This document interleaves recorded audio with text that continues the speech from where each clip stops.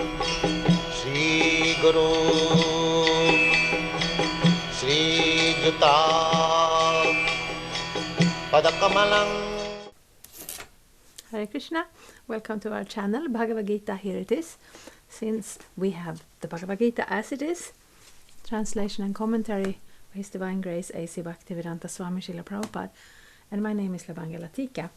We have just heard from Krishna in the 10th chapter of the Bhagavad-gita,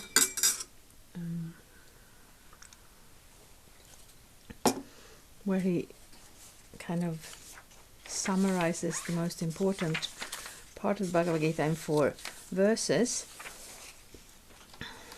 Krishna says, I am the source of all spiritual and material worlds. Everything emanates from me. The wise who perfectly know this engage in my devotional service and worship me with all their hearts.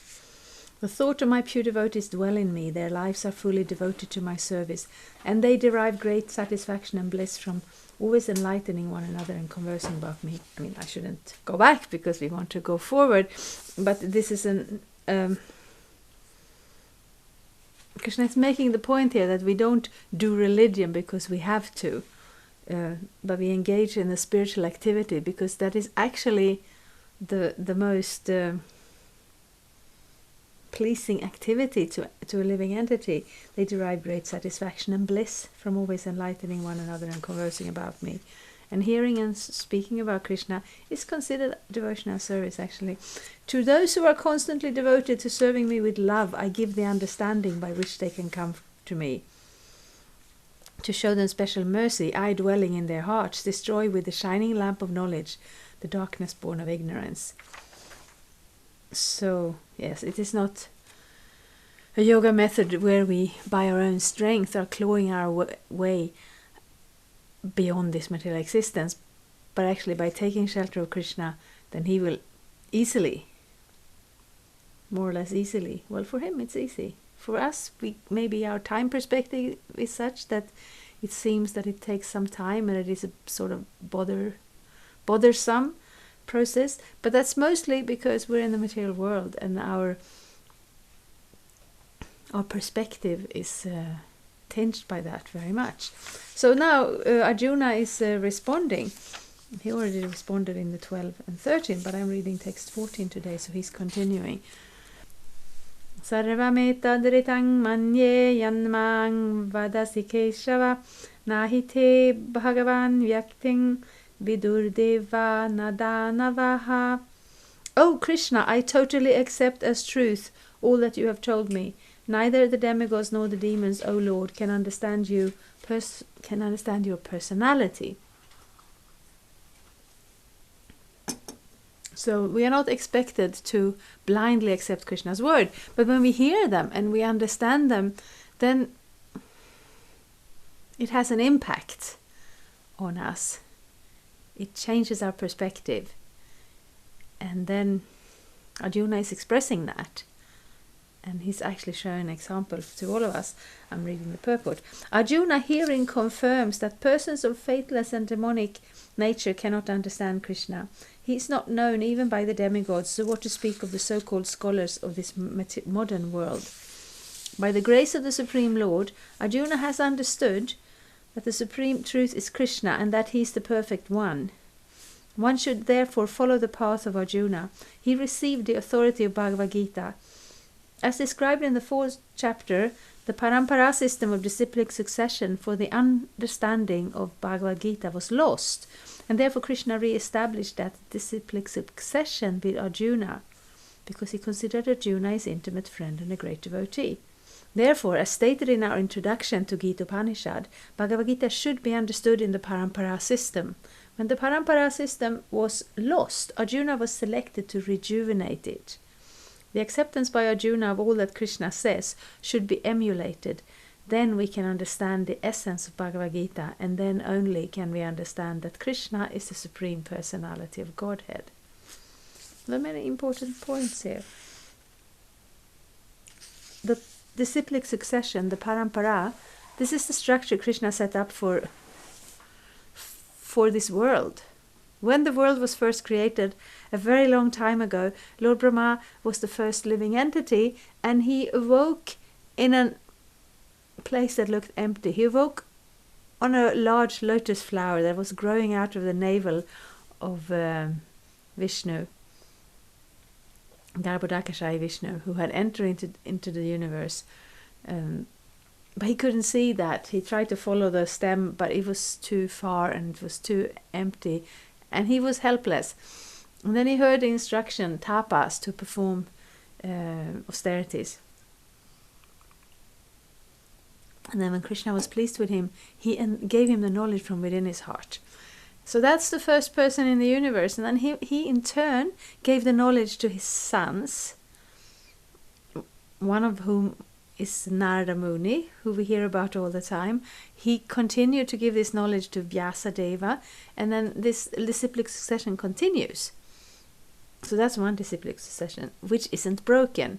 The one of the Bhagavad-gita was broken because that was given by Vivasvan to Ikshvaku a very long time ago in the universe, and that was given from one saintly king to another. So that one was broken, and Krishna is re-establishing it with Arjuna. So in the disciplic succession, the knowledge is supposed to be passed from one person to the next, unchanged, undamaged, and therefore it's supposed to you can receive it at any point in time. Just like the example is given of a mango tree. If you've seen a mango tree, they are huge, they're very tall, and to pick the mangoes, you can't just get up, you can't just shake the tree, because then they will be bruised and they will not last very long. So you have someone climb up, and they pick a mango, they hand it down to the next person, who hands it down to the next person. I have not personally seen this, but this is an example Prabhupada sometimes gives about how it works. So when that fruit comes down to the ground, it is intact. It is exactly the same fruit. So this knowledge of Krishna consciousness, it's presented a little bit different according to the time, place and circumstances, the culture, for the understanding of the receiver.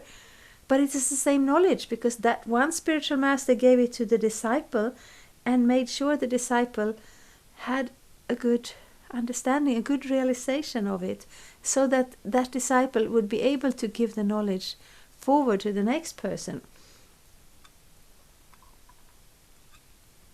So it's not that we dig up Bhagavad-gita as an old manuscript and then we just study it and then we understand it. And I see that happens, like we find something new, or we want to go back to something old, and then we think, let's just read about it, and then we will understand it perfectly. But if the tradition has been broken, it's very difficult to re-establish it when you don't have that personal connection. And therefore this is a very important point for Krishna, to make sure there is always an unbroken chain wherein which we can achieve this knowledge. Because this knowledge is not just some paragraphs and some letters that we have to memorize. It is a living thing. It is non-different from Krishna himself. The words spoken by Krishna and the instructions given by Krishna, practically they are Krishna. So when Krishna gives this instructions or this information or this knowledge to Arjuna, then Arjuna realizes it and he's kind of overwhelmed. This is a little more than he asked for in the beginning. He was just morose, he was confused, he didn't know what to do. And now we have come to the point where he really appreciates it. And he responds to Krishna. He doesn't just say, yeah, fine, can we get on with the fighting? No, he expresses his appreciation, his realization, his understanding that now I totally accept as truth. And this was spoken 5,000 years ago, so it's not just, yeah, totally. It means completely and fully. He accepts as truth what Krishna has told him, because it's not just somebody flattering another person. It's not just someone flattering another person because they're good friends. These are deep, important spiritual truths being handed over. And when you achieve that, like I know that before I came in contact with this tradition, with the Bhagavad-gita, with the devotees who are practicing this lifestyle, I had come to a point in my life where I kind of couldn't prioritize anything else than knowing what is the actual truth? What is the meaning of life? What am I supposed to do with this life? And then when I came in contact with practicing Krishna conscious devotees who gave me access to this process and to this knowledge, then that was such an important thing to me. And I would tell my friends and my families, and everybody would kind of just like shrug a little bit and yeah, whatever. And I was so surprised because here is this thing. So yes, Arjuna is expressing back to Krishna his appreciation, and anyone who gets in contact with this living tradition of actually realizing the centermost fact of existence, that Krishna is the Supreme Personality of Godhead and we are connected to him. And then how we put this into practice. Nothing could be more important. So naturally Arjuna appreciates this very much and is expressing that. And that is the natural thing to do. And if we have no culture, then we don't exactly know how to, offer appreciation and offer prayers to Krishna and so on. So that's why we study. We hear from previous times these persons who had that had that knowledge and had that connection, and we can learn from their examples, and we can also see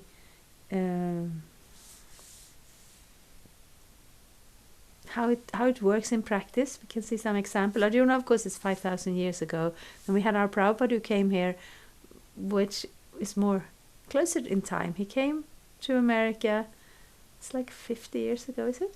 He came 1965. So that's more than 50 years ago, but it's in the same area. And then he showed the example to these young persons at that time. Very many young people in America and all over the world actually were looking for an alternative, a truth, a reality, something they could get behind. And then they met Prabhupada, who was representing this. And he was just one person, and he had started off with a small center in New York. And but those persons who came in contact with him, they had the same experience like Arjuna. Oh, this is the knowledge. This is the real thing. This is what we can devote our lives to, and it will be meaningful. And then they also expressed that in different ways, especially by assisting him in continuing to give access to this tradition, to this knowledge, to this practice, to other people around them. So we understand two things here. We understand from Krishna's word and also from Arjuna's acceptance that Krishna is actually the Supreme Personality of Godhead. And we understand the importance of the disciplic succession, which cannot be emphasized enough. And also that when this parampara was broken, then Krishna turned to Arjuna, who was a qualified person. He wasn't a scholar, or he wasn't of course he was famous also, but mostly his quality was that he was very devoted to Krishna. And with that devotion it is possible to understand Krishna, because that will make Krishna inclined to reveal himself. And then we often hear that we're not supposed to imitate, but we do follow in the footsteps. We don't have to invent the wheel. We don't have to invent a whole new process, a whole new knowledge. We can appreciate what is here, what is already here, what Krishna has already given, and we can see the example of Arjuna, how he has been receiving it and accepting it. Hare Krishna. Thank you for watching. We aim for updates every Tuesday and Friday. Please come back. If you have any questions or comments, please leave them down there. We also have some links and information for you. And there is, of course, the subscribe button. Thank you. Hare Krishna. I'm a Hare Krishna, and I approve this message.